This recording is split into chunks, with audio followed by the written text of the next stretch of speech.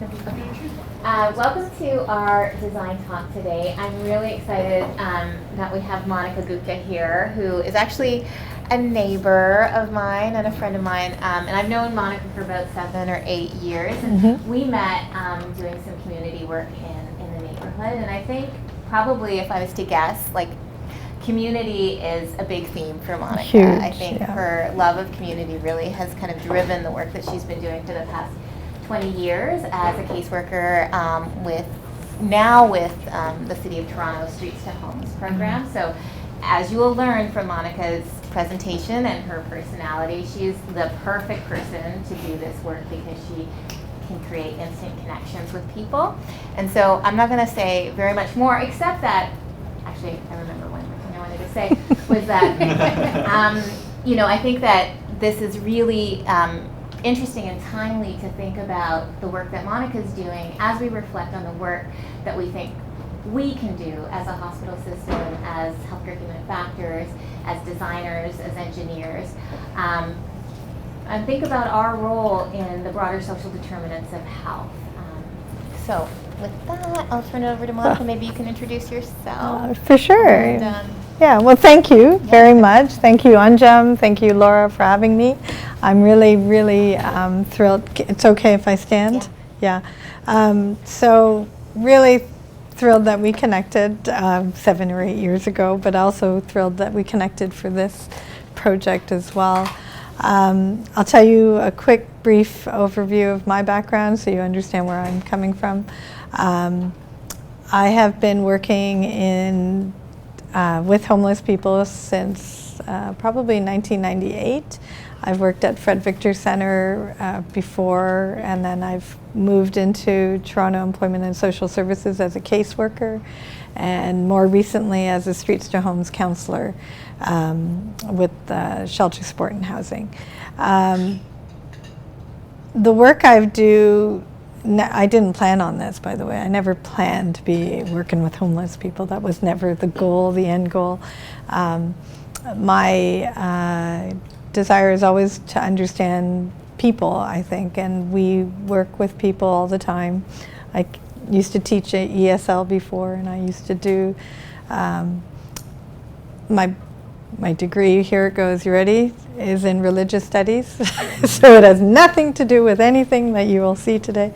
However, but the people, their stories, and what we can really learn from each other in life is important.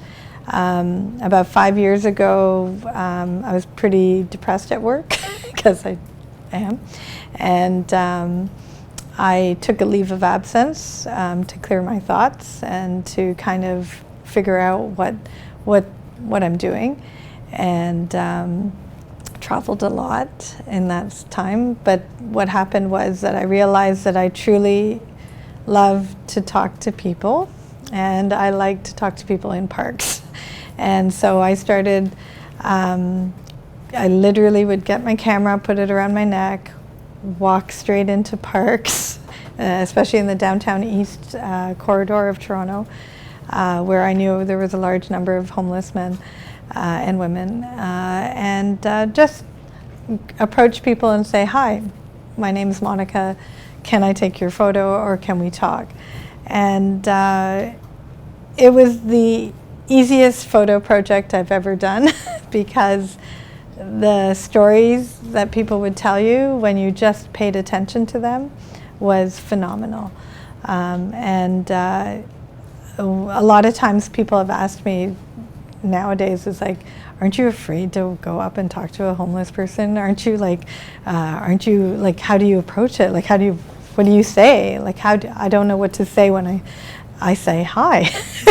And I always tell people, I said, just say hi. I mean, giving someone time to know that they're there is very, very important. It's that little hello.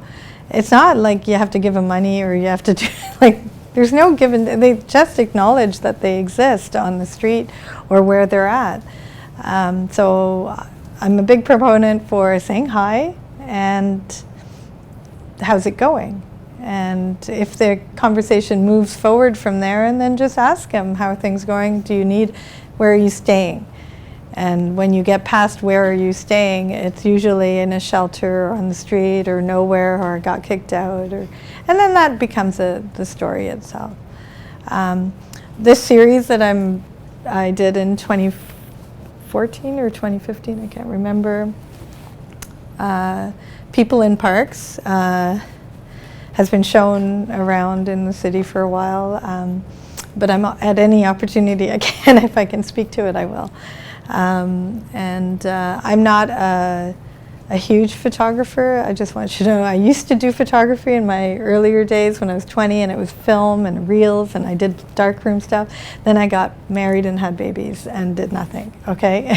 Then it came back about 5 years ago where I love digital photography. I've started doing more and more. Through that, I've been doing short documentaries as well, and videos, and photography has just kept going, which is has been a joy, complete joy for me to do. So, not that kids were not a joy. I mean, that was a joy, but it was not like, it's like I kind of had to park everything and then go. But anyways, continue with your passions. That's what I would say. All right. So I'm just going to go through the slides of my photos, and feel free to ask questions. I'm a talker, so I'll just tell you anything, okay? So in Toronto's downtown east corridor, and I'm talking about Jarvis to Parliament, Queen, and Gerrard, there are several shelters housing hundreds of men and women and children. So I don't know if you know of any of the shelters in the neighborhood. Do you know? Anyone?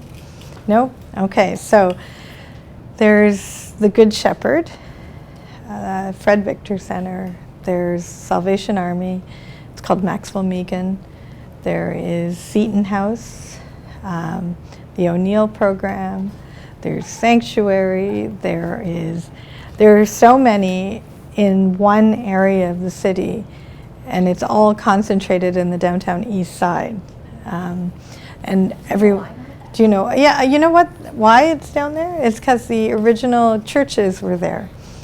Church Street had, so Fred Victor was a United Church or Anglican, I can't remember. They started a soup kitchen in the 1800s. It was run by the Fred Victor Massey family, the Masseys of Toronto. And I believe Salvation Army is the Salvation Army. They've been doing it traditionally. And then Good Shepherd, obvious religious connections. So a lot of good faith companies and churches, religions, organizations, and then they evolve into bigger ones. The number one thing to take away, though, is not that they're religious, even though that's an issue. The city actually operates city-run shelters. So one of the biggest city-run shelters is called Seton House. It is 4 stories, and it houses 100 men in each floor. So there's upwards to about 500 men, 400 to 500 men living in one building in one block of George Street between Gerrard and Dundas, near Sherbourne and Jarvis. Now, it is just too many people in one pot, as far as I'm concerned, and same with the downtown east corridor. Is you can't just ghettoize people, as we know in life, and that's not the way we should be operating our communities, our centers. But it did happen. It evolved that all the homeless shelters were in one area. There are definite changes coming.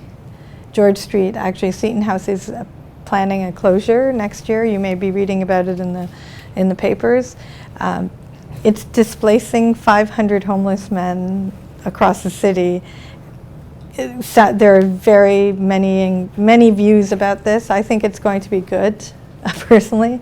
I don't think it's a negative. I think if we spread, and this is going to sound weird, but if you geographically remove people into different areas who are homeless, people generally get to understand homelessness better rather than just thinking it's just in one area. much like the people who come in on GO train to Toronto. I live downtown, by the way. I don't know if everyone does.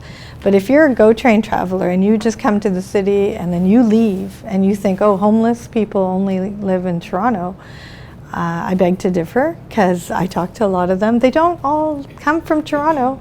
A lot of people are from North Bay, Mississauga, Oakville, Burlington, small town, big town, Newfoundland, Nova Scotia, BC. It's a transient population. So to think that homelessness only is in Toronto is actually a really big misnomer. I think that'll be my next project. Sorry. Just to dispel that, because it's not who you think they are. And this series sort of speaks to that. So when they clean the shelters, the men have nowhere to go. You have like 365 days a year, they're told to leave in the morning, even in the rain, the snow, cold. They have to leave so they can clean the dorms. And some of the two major parks in that corridor are Moss Park and Allen Gardens, which are surrounded by the shelters mostly. So you'll see a larger proportion of homeless people in those parks. Okay. So you can read. I'll read it out loud. And I'm sorry about cutting off the photo. I don't know what I did there. I'm 61 years old and have been in Canada for a long time. My wife doesn't want me to live with her when I'm drinking. She brings me food every day to the shelter, but won't let me back home. Paramjeet. I met him in Moss Park. It was probably around 10 in the morning, and they were drinking. And he admits he has a drinking problem. But his wife couldn't handle him at home and said, no, as long as you're drinking, you're gonna have to leave. So his solution to that addiction is to stay in the park or in the shelter while he's drinking. And he's an immigrant. And he's old. He's 61. There are so many factors here about the aging homeless population, and it's not who you think they are. It could be any group. I come to the park to be with my friends. I see them every day. This is humble George. He's 49. George, you can imagine, was absolutely lovely. Just incredible joy. Just loves to talk. He was surrounded by about 6 or 7 friends in the park. He loved it. That was his social element, was to be in the park. And so if you think of it in terms of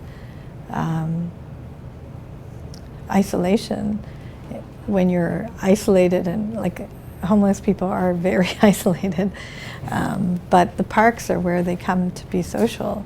And if we have a policy in the city to clear out parks, or to push homeless people out of the park system, what are we saying? It's okay if my friends and I have a picnic in Christie with a bottle of wine, but this guy, if he's drinking, he's got to go, right? We've got to check our biases around social drinking, social pot use, social drug use in public spaces. So, by the way, we do not have a policy to kick out anyone out of the parks. It's more to encourage people to find housing more than anything. You can't kick someone out of a park if they want to stay or drink. This is Dorian. Dorian looks fierce because he is fierce. He's a really big guy. He was probably 6'2", just giant. And I was so afraid to go up to him, I have to tell you. Like, he was one of those kind of guys, you're like, should I, shouldn't I? Yeah, I'm gonna try.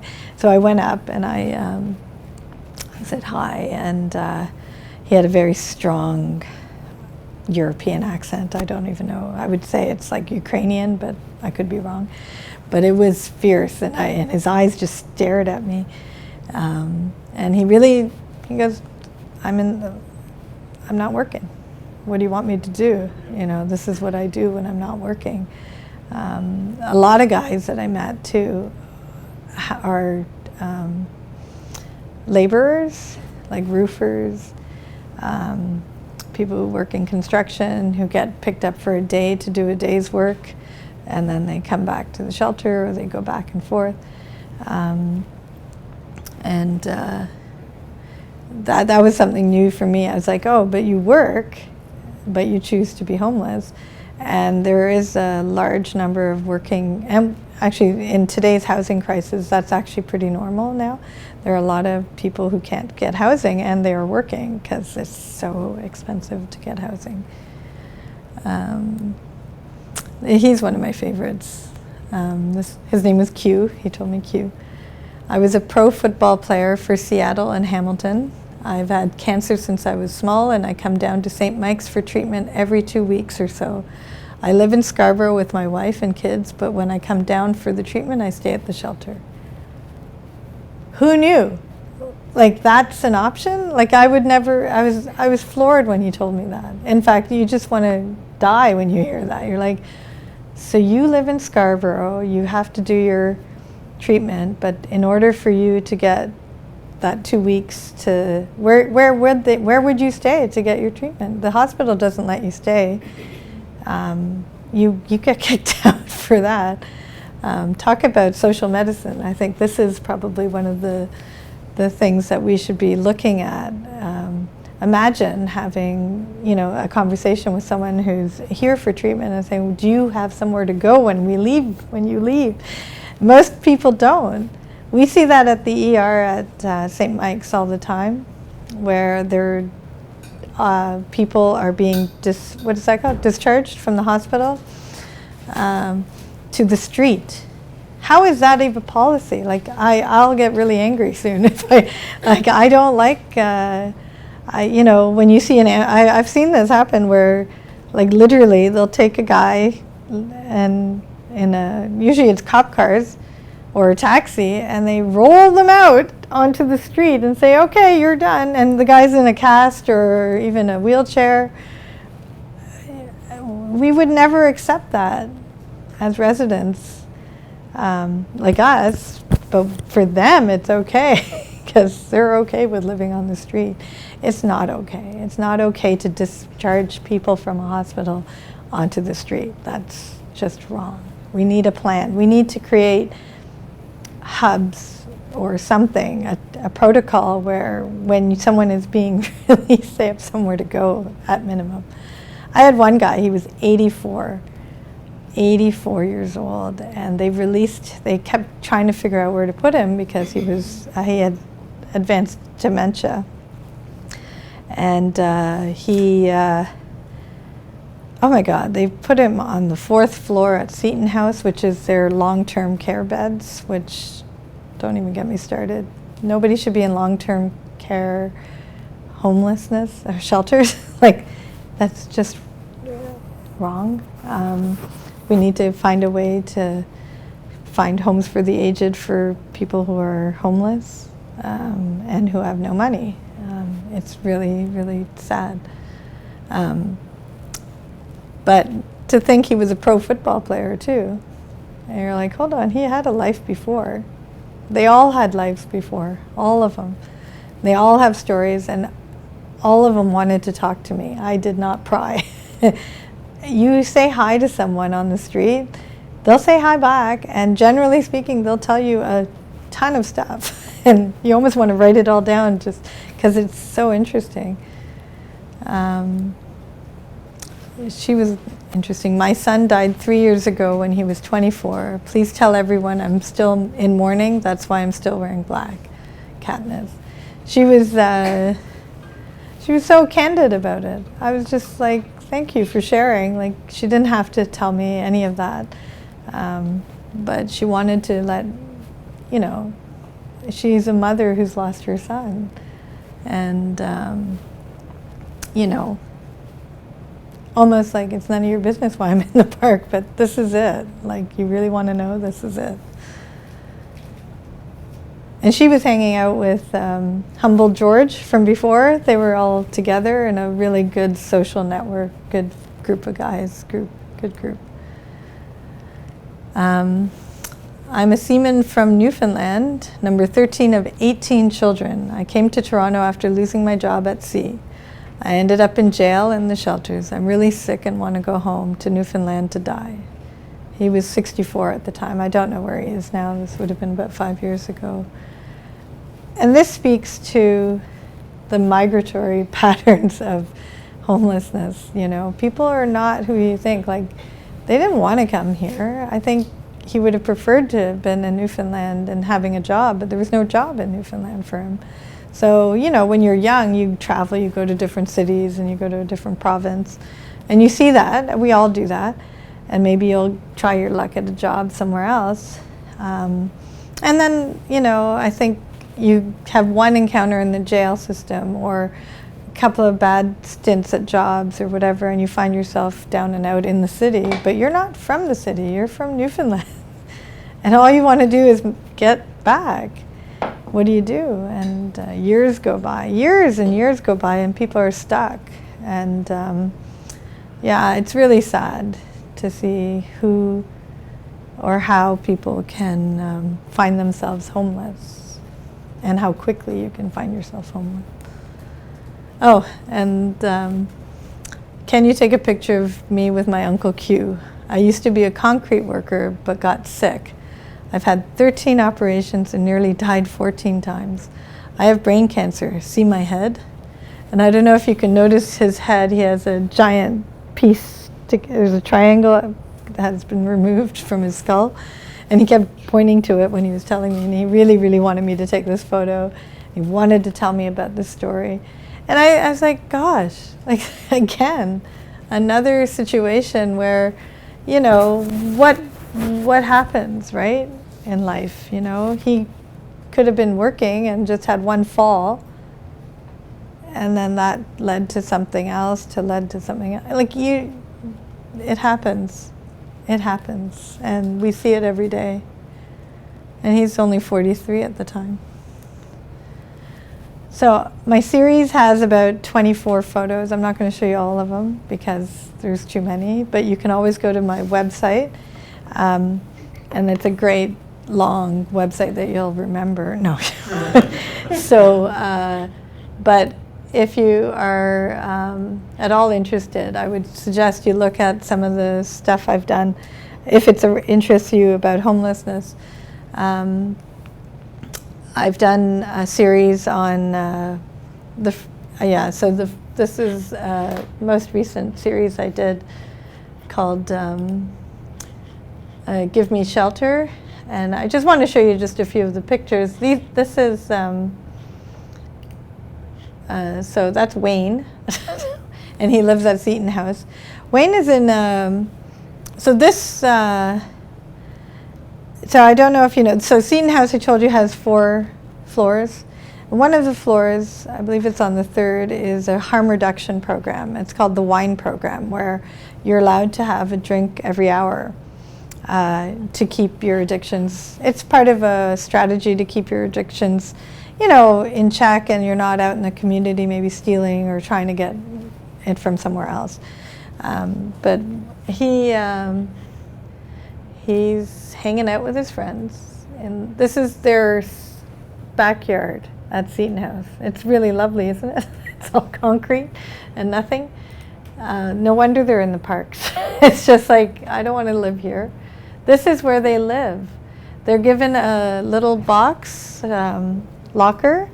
It's a tiny little gym locker to store all of their most important belongings. Imagine having to be told, okay, well, you're only allowed that much space for the most important things in your life.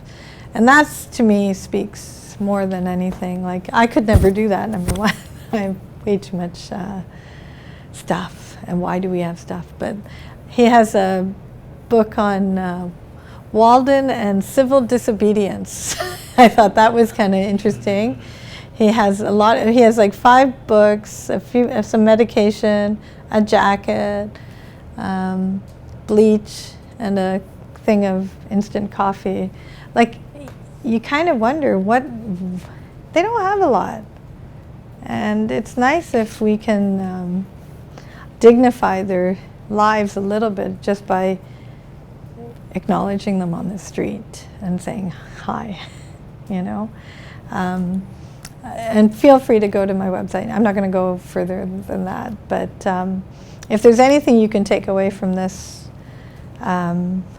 presentation, is that really it takes so little to humanize a relationship with anyone. Anyone, doesn't matter if they're homeless or not.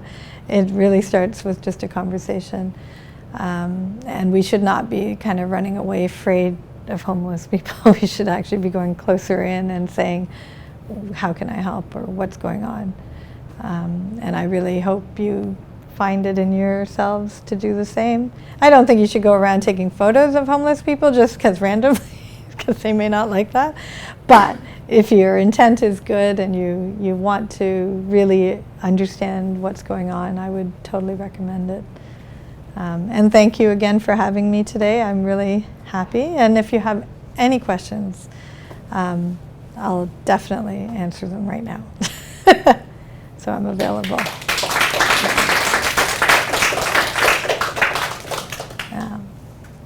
Is there anything that sort of kind of makes you, yeah? Do you have any? Oh, hi. Yes. Thanks, Monica, for sharing. Well, you're these welcome. photos and stories. This actually reminds me of when I used to live in Edmonton, Mm-hmm. and they had a pilot project to develop a homeless shelter in a fairly middle upper income neighborhood. Mm-hmm. It was actually in the neighborhood my parents live at. Right. And you know, in theory, the idea sounded really brilliant to kind of integrate these people into, I guess, different areas, and to like, I guess not to concentrate homelessness to like lower income urban areas. But the community as a whole voted against it. You know, Yeah. because there's so much stigma associated to homelessness. Yeah. With crime, violence. But I feel like, I don't know, in your experience talking with these people, how would you, I guess, try to advocate or convince people otherwise that homelessness doesn't mean crime and violence? Right. So a lot of times when people hear about new shelters coming their way, NIMBYism, do you know NIMBYism? NIMBY, not in my backyard, is very real. It happens everywhere. It happens in Toronto all the time. It happens in Edmonton, like you said. And the fear is there. People have this fear that crime will go up and your property values will go down, you know, this sort of combination. But what if you looked at it as a community whole? And that's what I would challenge everyone to try to really to do. So you know the condos in Liberty Village? Tons and tons of great, expensive condos. So they've put in a respite center at Fraser Avenue, and it has caused both positive and negative reactions to having it there. And it's scary if you see what goes on. Sometimes it's a bit weird, like because you're used to everyone having their shopping and their bags and going on a streetcar and doing their, going to work and coming back. But there are people who don't work. There are people who don't follow the same prescribed ways that we live. And sometimes they're using needles, sometimes they drink alcohol, and sometimes they have mental health issues. But as a community, we should have a balance of everybody in one community, because then it's more eyes and more security and more, do we want to be a society that leaves someone behind? And I think mostly Canadians don't, and mostly Torontonians don't. But NIMBYism hurts us very, in our little close quarters too much. And you just have to really think beyond that. Think beyond. We had so I live in the Christie Pitts neighborhood, and they opened up a new shelter, not new, it's been there for years. It's always been there for men. And then they expanded it. And then there was a big meeting. We were all so afraid. I was so afraid that my peeps would all be like going in there with like NIMBYism and this like not here, no way, we're not gonna. It was the opposite. People were offering to bring food to the shelter. People were bringing clothes, and they still are, to the shelters. Some people just created, they created a new relationship with the shelter that they didn't have before. So that respite center in Liberty Village, by the way, is run by St. Margaret's, St. Felix, and it's also a very good organization. That's what they do. But a lot of the people living in the condos have started their own little organization that feeds the people in the respite center, or collects clothing, menstrual pads for women. All these incredible new ideas have come up on how to support the people in their community without vilifying them. The theft thing, that happens anywhere. If you're worried someone's going to steal something, close your door, lock it. Yeah. Hi. Hi.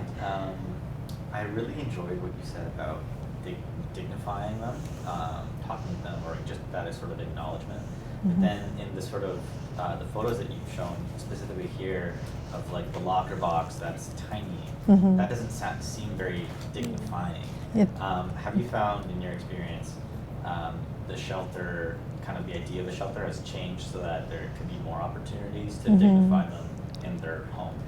Yeah, and that's a good question. And creating a dignified shelter system is very challenging, especially in Toronto because of our housing market situation. Most of our homelessness is not what the traditional homelessness, where people are have addictions or mental health and that kind of thing. There's now an added layer of refugee claimants and immigrants, and there's no housing. There's no housing in the city of Toronto. Like, even for, if you can, like, afford a $1,200 a month rent for a bachelor basement with no windows. Like, I mean, there's nothing available, right? There's nothing dignified about a shelter. There's nothing dignified about a respite. So the respites came as a result. So we can't build more shelters. The city can't. Good religious organizations have been doing this. The Salvation Army and the Good Shepherds, but there are not a lot of them left. They're not. And even though we think that they should be, there should be other organizations doing the same, by the way, other religious groups that should be offering to do some more. But as a city, I mean, I'm no expert. I'm not the expert on city shelters, but the respite center, that sort of that dome shape structures, I don't know if you've seen them around the city. They've come. There's nothing totally dignified about that, because they're just cots in a room. So a room this size could have about 48 cots. They'll do 12. I don't know. I've seen them. I mean, you're walking like this over them. There's no wall between each of the cots, and you're only allowed one bag, and you put your bag on top of it, and you come in at 4 and you leave in the morning. And I would love to say, but then there's that balance. Do you want to make it really comfortable? And then they stay longer? But nobody ever stays longer if they don't. That to me is kind of a mystery. People just think, oh, if you make it too nice for the homeless people, they'll stay longer. No, I think they'll much prefer to have their own place and a TV that they can watch themselves in their own washroom. Call me crazy. Yeah. Hi. Yeah. So I guess in terms of when they go to these homeless shelters and other places, do they have any long-term plans of trying to help them with securing a job or securing housing or providing them with counseling services, addiction services, Excellent. Are Yes. there any programs like that available at these shelters, or how can they get access to something more long-term? Exactly. So, good question. So, every person is on a different continuum of homelessness. That's the way I would kind of visualize it, and say, well, so and so over here has no ID and can't get, without his ID, can't get on to social assistance, which then can't get him housing. So there's 3 steps from him, moving him from getting housed to things. So he needs ID. So there's kind of this triage that most counselors, I'm an outreach counselor, caseworkers who work in the field, they kind of know, like, what are you missing? ID? Okay, we're going to get you to an ID clinic. Is it OW? Do you need to be on some income support? Are you on disability? Are you on OW? Ontario Works is the social assistance program. It's not enough money, but it's a start. Are you on CPP? There are a lot of guys who are on CPP who are homeless, which is awful. But securing some kind of path for them to get income. So it's not necessarily get them a job and a house. Sometimes it's getting their ID first, or opening a bank account, or simple things like that.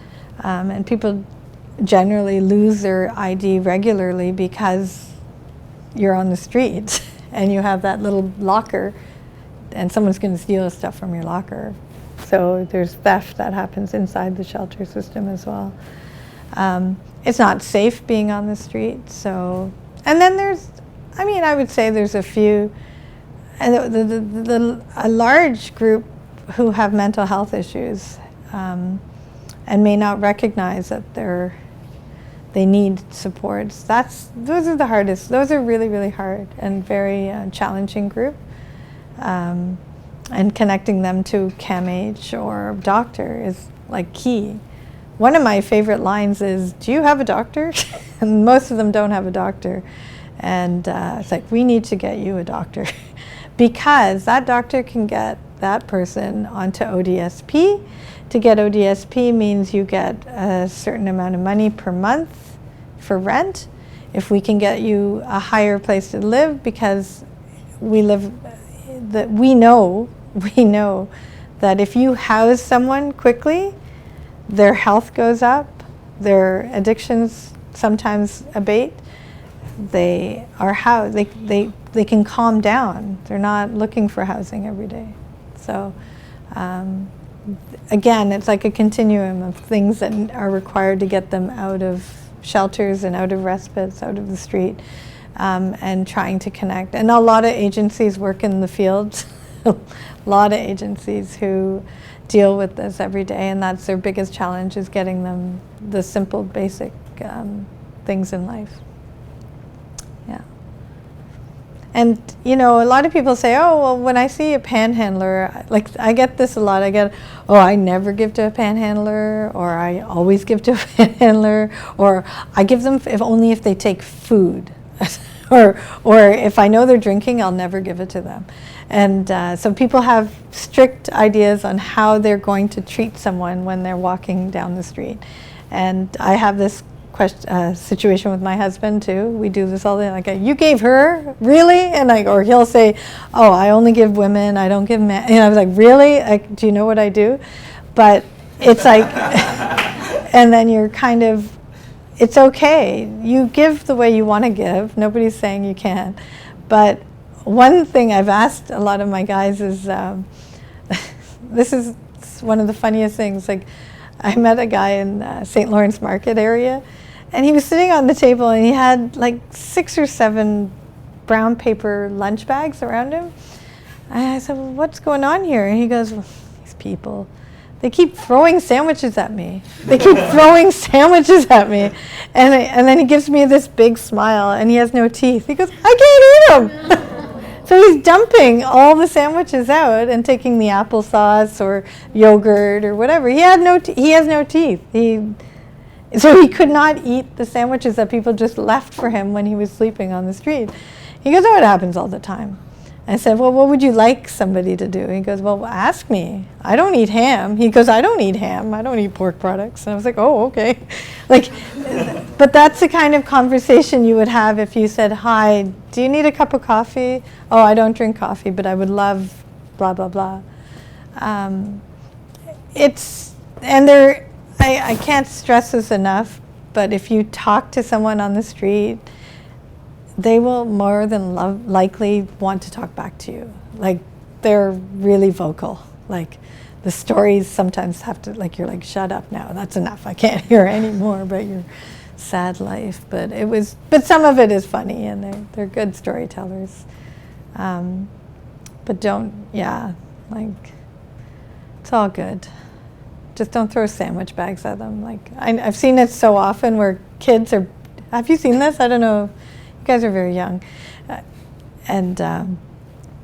was in Allen Gardens, and a teacher and his high school students, it was very sweet. You could see they had just taken the GO train in from Mississauga, and they were doing a little topic on civil duty and civics or something. And they all had these brown paper bags with peanut butter sandwiches or ham sandwiches, and whatever, bottle of water.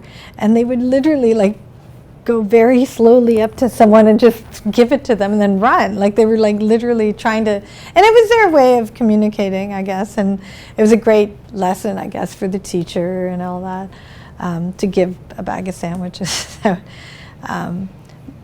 They generally, like, the clients, the guys on the street, they like it, they appreciate it, but, you know, some of them don't have teeth. If there's any takeaway from this, some of these guys have no teeth. So don't just throw a ham sandwich at them. Yeah. Hi. Hi. So someone I used to work with at my old lab, he did a lot of volunteer work with homeless youth. Mm-hmm. And he said that a lot of them sort of may have issues with like their temper or stuff like that, and they have a lot of rules at shelters. Mm. So they were unable to stay at the shelters because they couldn't follow the rules. Is that something that you experienced? And so what ended up happening with them? Because they, in this case, he said some of the folks had to sleep just on the streets and stuff. Right. Is that shelter you think so? Yeah, so youth homelessness is a thing, and it's huge. And any teenager, any of you, when you remember when you were in grade 10 or 11 and you got in a fight with your family and thought they were absolute idiots, and you said, I'm leaving you guys, and imagine having one parent, imagine having a parent who was really neglectful, imagine being thrown into the foster care system, imagine having a mom who had several boyfriends that used to visit every day when you were 5, and you were like, what the hell is this? These are those 15, 16-year-olds you hear about, missing kids on Facebook or on social media. Where are they? They're runaways a lot. A lot of times they're running away from really horrible situations. We need to build up our empathy to young people, including me, who I have a lot of... If I hear attitude from young people, I get really upset, but I have kids. But the idea around youth homelessness and the rules around shelters, it's real. There have to be some rules. There can't be no rules. So, for example, I think it's up to 16 or 16-year-old, the youth shelters. There is a curfew. You have to be in by 11. And remember back to yourself when you were 15, 16, and all your friends were going out till midnight, and you had to be home by 11. You were like, think of all that. It's hard to follow those rules, and if they are going to be on the street, it's horrible. It's not the right answer either. And there's difference between a city-run shelter and private-run shelters by nonprofits. City have to have rules. It's the government. I kind of always fall back on that. It's like, yeah, we're the city. We're like the big, there's lots of forms and papers. It's just the way it is. It sucks sometimes. Yeah. Hi. So, sure. In your experience, have you met certain homeless people that kind of, I guess, are so accustomed to being homeless that they want to just continue that kind of lifestyle. Like I'm thinking about like Uncle George. Yeah. It's like, you know, the social network is all there. Mm-hmm. Yeah. So this type of individuals, I was wondering, Kind of lifers, kind of Yeah. lifelong homeless people. like, how do we as a community Yeah. support those people and care for them? Yeah, I think it's hard because one thing that I've learned is that there's a huge aging population of homeless people in the city, huge, like to the point we're building, where we actually had to house, if you're over 55 plus and homeless and you've been homeless for a while, they've got a place now in Scarborough secured. It's a motel, but it's important to start looking at homes for the aged for these guys, because they're not, these guys have been homeless. If you've been homeless more than 7 years and you're over 55, this is like your chances of getting a job are low. Your chances of stable housing environment is low. Like we need to really be, yeah, it's a huge problem, because what would we do in our circumstances if our parents or uncles or grandparents, like we don't put them in, well, I mean, some people put them in homes or whatever. You can, you know, there's places to go, but we don't do that to home. Like it's really that's undignified. But supporting someone like who likes to be outside. So I did a documentary on this guy named Kirk. He's Indigenous. He's from a reservation out in Manaki, Ontario, outside of Manitoba, Ontario border, somewhere there. And he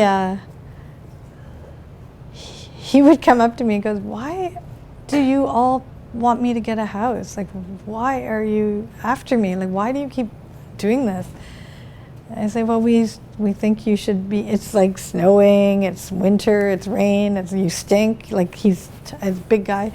Like we just care. We really care about you, and we don't want you to be sleeping outside. He goes, "But I love being outside. I love camping. I love being in the trees." He lives under the bridge in Castle Frank Station, and he's Indigenous. And he goes, "That's my culture. My culture is to live under the trees, and I'm okay with sleeping out in a tent in the middle of winter. I am. I'm fine with it. We are not fine with it." So I had to check what I was comfortable with, and that was a good lesson for me. I know wherever they're at, you know. I mean, unless it's harmful to them, like if they're living near a train track that could run them. No, like I don't know, like. You have to be mindful of that. Where they're at is more important than where I'm at. Yeah. Yeah. Okay. Yeah. Hi. Have you seen any like major shifts over the years from your experience of like witnessing on the streets of homelessness? There have been a lot of shifts. I think the number one shift happens 3 years ago with our refugee crisis. We didn't have a real crisis, but Toronto had a huge influx of refugees that came in. It became apparent that we were creating, we didn't have enough spots for everyone in such a short amount of time.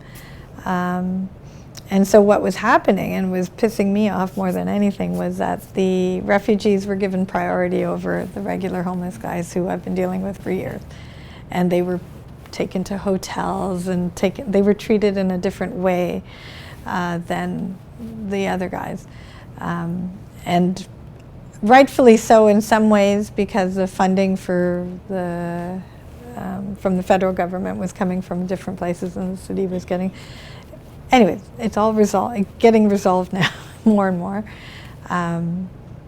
But that was one big shift. And the second big one that affects everyone in this room is our housing crisis. The real estate, ridiculous.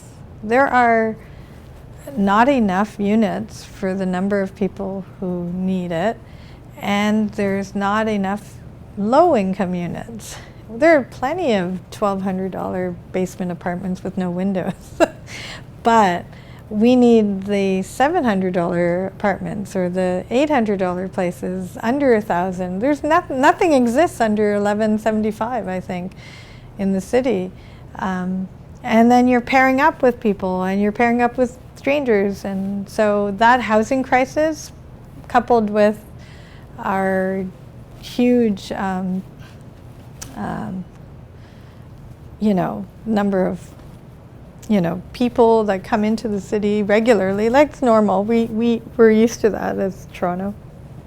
But that's the more shocking part to me, I would say. And I think that's why there's a sense of, oh my God, what are we doing? We need federal, provincial, and city to talk to each other, and we need them to build subsidized housing now, 20 years ago. They should have been doing this for 20 years, for sure. Yeah. Hi. A year or so ago, I was listening to a piece on CBC Radio that really struck me, and it was was focused in on the dimension of time when it comes to being homeless. And they said, if somebody was perhaps seeking upward mobility and wanted to invest time in trying to get a job or do the things that they need to do to get there, how challenging it is, simply because they said, if I wake up in the morning and I want to get breakfast, and breakfast is in this part of town, and I have no quick way of getting there, I could spend my whole day just getting to the place to get to breakfast, getting to the place to get to dinner, just 2 meals, and then hoping I get to the place where I need to sleep. And my whole day is consumed by just doing the things that I need to survive. And I'm curious if any of that narrative came out in the story. 100%. These boots were meant for walking. That's all. These guys walk so much. The one thing it's just they walk everywhere. They're walking. Even for that 10 hours when they're out of the shelters, they're sometimes just walking around because they can't stay in one spot, right? Because they get kicked out. So they go to the Eaton Center, they lie down, they get kicked out of the Eaton Center. They go to the subways, they lie down, and then they get kicked out of the subways, and then they walk on some stairwell, and someone finds them, and they call 311, and then they get kicked out. So there's a real mobility thing that happens. Many of the guys have holes in their shoes, or they need shoes, they need boots, they need a lot. So if you want to donate anything, boots and shoes, running shoes, when they get taken out of, if they're out incarcerated and they come back, sometimes they're released from court and they have no clothes, so they're wearing their jumpers. Sometimes you see that, or their shoes have no laces, right? Because they've been incarcerated. They need shoes. So, if the guy down the street always wears a size 10, just leave a pair for them. They'll appreciate shoes, I think. But the walking, the transient, the getting to places, you kind of think that that's horrible, but it's actually not. I know it is horrible, but you don't also want I don't even know what I'm saying here. Because I was in shelters they do get food, they do get meals, but they're better meals in different locations. So sometimes they move around to get better meals. And they're not better by any standard we would say better, but they're just, and there's different meals at different locations, and then they keep a schedule. So I know one guy always goes to 40 Oak Street on Wednesdays, and then on Mondays he goes to the Salvation Army, and they like the routine of knowing where they're going. Some guys just show up once in a while, but the other thing is, if you really want to help and you don't know how, and I do this with my kids and their friends, I always tell them, if you really feel like you want to find a way to do something, $5 Tim Hortons gift cards and $5 McDonald's gift cards. What you can do is give out the gift cards, and what the good thing about a gift card is Tim Hortons and McDonald's they will not kick out homeless people out of their properties. They have been known to do it. Starbucks regularly kicks people out, so do not give Starbucks tickets to anyone. Sorry, don't do that. But if you go in and buy a coffee or a hot drink, they can stay for a couple hours and they have shelter and they're warm or they're getting air conditioning. You're buying them time to not have to walk around. So buying time to rest is more beneficial than, you know, like sometimes you just give them a toonie or a loonie on the street. They can go anywhere with that. That's good, but sometimes a gift card just means you can buy, you know, not just a meal, just to sit in in a sheltered environment for a little while. But there's nothing wrong with McDonald's and Tim Hortons for these guys. I should be that way with a lot of places, but it's not. Yeah. Yeah. All right. I think. It's been a long. I know. I've just been going on for an hour. I didn't. Yeah. I think we did have somebody ask online. Oh, okay. A question. She joined a little bit later. I Mhm. think you kind of covered this in part, but she asked if there was like if you had a formal process that you go through when you're approaching people, like interviewing and asking to take their photo. I'm not a very formal kind of person, so no. I'm more of a just talk to them and see if they're okay with it. They clearly, I will always have a camera in front of me, so they know I'm taking photos. So in terms of consent to use their photos, for example, these, I've gotten verbal consent from everyone. And from what I've been doing this for a long time, if anyone ever said take it down, I would take it down. And no one has ever told me to take any of their photos down. I do not do this for to gawk at homeless people or to, you know, put me somewhere higher than them or anything like that. I think it's a way for me to humanize the people we meet in the parks and the people we meet in the streets, and that connection with being human and understanding that we, you know, it's easy to just ignore homelessness, but once you put a name and a face to someone, you can't ignore him. You know, you really can't. There's a guy near us, James. I have to call him James. If I don't say hi to James, he'll be really upset if I pass him straight. So like things like that. And it's good because he knows that there's someone in the community who knows his name and sometimes stops and talks. But yeah, it's all good. And it's good that you're here. I'm glad you're all here. I'm glad you're all present on your lunch hour. I'm sure you're very busy. So, you know, to want to learn about this on your lunch hour speaks a lot about you guys. So thank you for being here. Well, on that note, I think thank you so much, Monica, for taking your time. And I think, you know, all of everything you kind of spoke about, I think, was really insightful in terms of, like, you know, the complexity, the challenges. But I think, you know, probably one of the sweetest parts of your talk and this question and answer discussion has really been the realization that, you know, we are all these people. Like, you know, it's not us and them. Like, I feel like, you know, as your stories illuminated, any one of us is just one life circumstance away from being any one of them, right? And so I feel like,